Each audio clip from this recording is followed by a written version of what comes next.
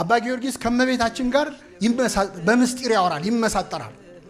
ለልጅሽ አማልጅኝ ወይ ጸልይልኝ ቅድስቶ ለምኝልን አይደለም፣ እንዲህ ብለሽ ለምኙ ይላታል። ሐሳብ ያቀርባል።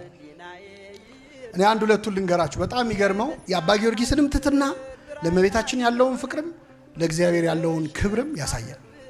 ለምሳሌ ለልጅሽ እንደዚህ በይው፣ ከዚህ ወራዳ ትቢያ ጋር ለምን ትከራከራለህ?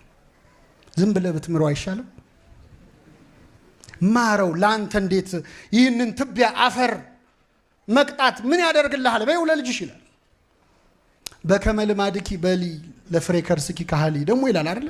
መልክአ ሕማማት ላይ በከመ ልማድኪ በሊ ለፍሬ ከርስኪ ካህሊ ኦ ሩህ ይተበቃሊ ለማህፀንሽ ፍሬ እንደዚህ በይው። አንተ ርህሩህ የማትበቀል ወይ ሰዓሊ ስዕሉን ያጠፋል ወይ? ሰዓሊ ምኑን ስዕል አይደለ ወይ? በአርአያ በአምሳሌ ሳልከው የሰራው አንተ አይደለ ወይ? አሁን እንዴት ስዕል ላይ ትጨክናለህ? ሰዓሊ የተጠበበበት ላይ ስዕል ላይ ይጨክናል? አይጨክንም። ስለዚህ ሁሉን ቻይ ለሆነው ለልጅሽ እንደዚህ በይው። ሰዓሊ ስዕሉን ያጠፋል ወይ? እባክህ ይህን ስዕልህን አታጥፈው ይላል። በይው ይላል። ልጅሽ በደሙ የዋጀኝን ልጅሽን እንዲህ በይው ለልጅሽ። ሰው እንዴት በውድ ዋጋ የገዛውን ነገር ይጥላል ብለሽ ንገሪው ለልጅሽ።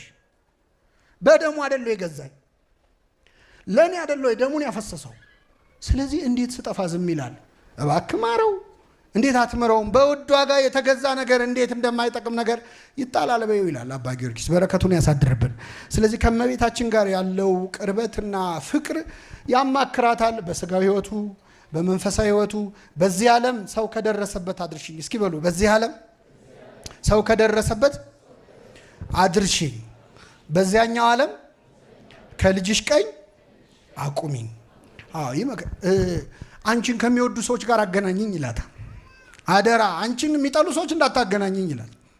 የሚወዱሽን አገናኝ፣ አንደበቴን አሳምሪልኝ፣ ግርማ ስጭኝ፣ ሞገስ ስጭኝ። ስለ ሰይጣን ይነግራትና ይህንን ድውይ ይህንን ክፉ አይኑን ወጋው ዘንድ ለምን እኔን አታሰለጥኝኝም ይላታል።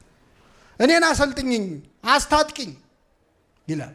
በእውነት የሃይማኖት ጥግ ትምክህትና ትትና አብሮ እንደሚነገር ልክ እንደ ቅዱስ ጳውሎስ እኔንም ያህለኝ የለም ይላል። በምግባሬ የረከስኩ ነኝ፣ በሃይማኖቴ ግን ማን ይደርስብኛል ይላል። አምነዋለሁ፣ በማመኔ ከፍ ያልኩ ነኝ፣ በምግባሬ ግን የተዋረድኩ ነኝ።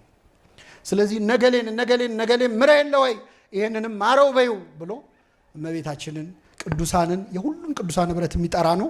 የጌታ ልደት እንዴት አድርጎ እንደ አከበረ እንደዘመረ አባ ጊዮርጊስ እዛ የተገኘ አብሮ ከሰባ ሰገል ጋር የተገኘ ይመስላል። እችን አንብቤ ልውረድ። የአምላክ ልጅ ሰው የመሆኑን በዓል እናድርግ፣ የተሸከመችውን ማኅፀን እናመስግን፣ ላቀፉት ጉልበቶች እንስገድ፣ ላሳደጉት ጡቶች እንዘምር፣ የዳሰሱትን እጆች እናመስግን፣ ለሳሙት ከንፈሮች እናሸብሽብ፣ ከእረኞች ጋር ምስጋናን እናቅርብ፣ ከሰባ ሰገል ጋር እጅ እንንሳ፣ እንደ ዮሴፍ እናድንቅ፣ እንደ ሶሎሜ እናገልግል፣ በተኛበት በረት እንስገድ፣ በተጠቀለለበት በረት እንንበርከክ።